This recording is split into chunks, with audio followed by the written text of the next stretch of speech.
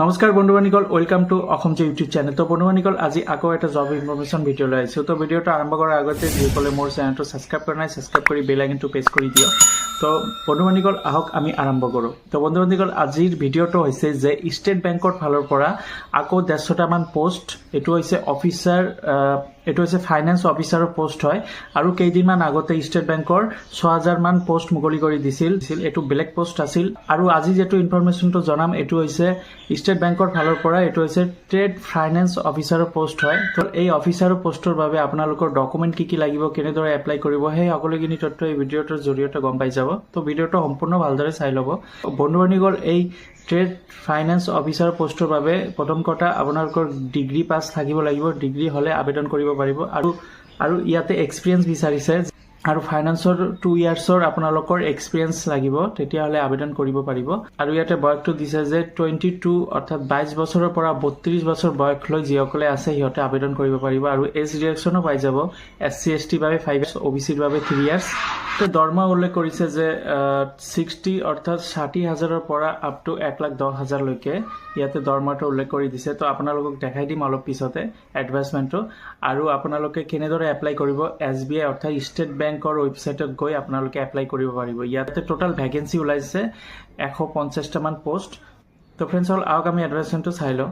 বন্ধুবান্ধীসকল, এইটো হৈছে ষ্টেট বেংকৰ নটিফিকেশ্যন। ইয়াতে এপ্লাই অনলাইনৰ জৰিয়তে কৰিব পাৰিব।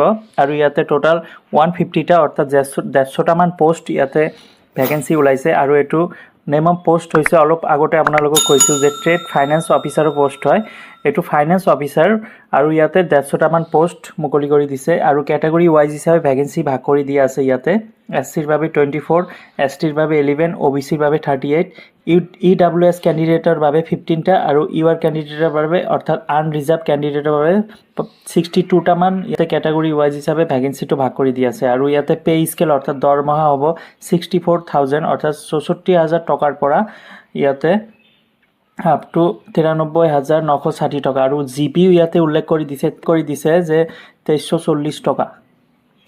আৰু ইয়াতে বয়সটো দিছে যে 23 পৰা 32 অৰ্থাৎ 23 বছৰৰ বয়সৰ পৰা আৰম্ভ কৰি 32 বছৰ বয়স যিসকলে আছে সিহঁতে আবেদন কৰিব পাৰিব। আৰু ইয়াতে ফ্ৰেণ্ডছসকল, জেনেৰেল EWC OBC কেণ্ডিডেটে 750 টকা পে' কৰিব লাগিব যেতিয়া আবেদন কৰিব আপোনালোকে।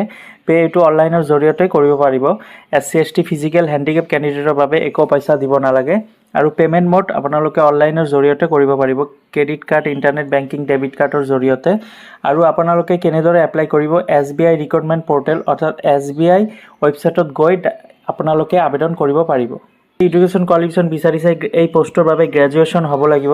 আৰু ইয়াতে এক্সপিৰিয়েঞ্চ বিচাৰিছে যে 2 বছৰৰ ফাইনেন্সৰ যিটো চাৰ্টিফিকেট এইটো বিচাৰিছে। আৰু লগতে ফাইনেন্সৰ এক্সপিৰিয়েঞ্চ ইয়াতে বিচাৰিছে। এইটো আছিল ষ্টেট বেংকৰ SBI ৰিক্ৰুটমেণ্ট, যিটো 150টামান পোষ্ট মুকলি কৰি দিছে। পোষ্ট নেম হৈছে ট্ৰেড ফাইনেন্স অফিচাৰ। তো যিসকলৰ গ্ৰেজুৱেশ্যনৰ লগতে ট্ৰেড ফাইনেন্স এক্সপিৰিয়েঞ্চ আছে 2 বছৰৰ, সিহঁতে আবেদন কৰিব পাৰিব। আৰু এই পোষ্টৰ আবেদনৰ অন্তিম তাৰিখ হৈছে জানুৱাৰী 23 তাৰিখ। 23 তাৰিখৰ ভিতৰত আপোনালোকে আবেদন কৰিব পাৰিব। 23 তাৰিখলৈকে লাষ্ট ডেট ইয়াতে দিয়া আছে। তো ফ্ৰেণ্ডছসকল, এইটো আছিল SBIৰ 150টামান অফিচাৰ, ফাইনেন্স অফিচাৰৰ পোষ্ট হয়। তো বন্ধুবান্ধীসকল, আশা কৰোঁ ভিডিঅ'টো ভাল লাগিছে। যদি ভাল লাগে লাইক আৰু নিজৰ বন্ধু বান্ধৱীসকলক শ্বেয়াৰ কৰি দিব। ধন্যবাদ।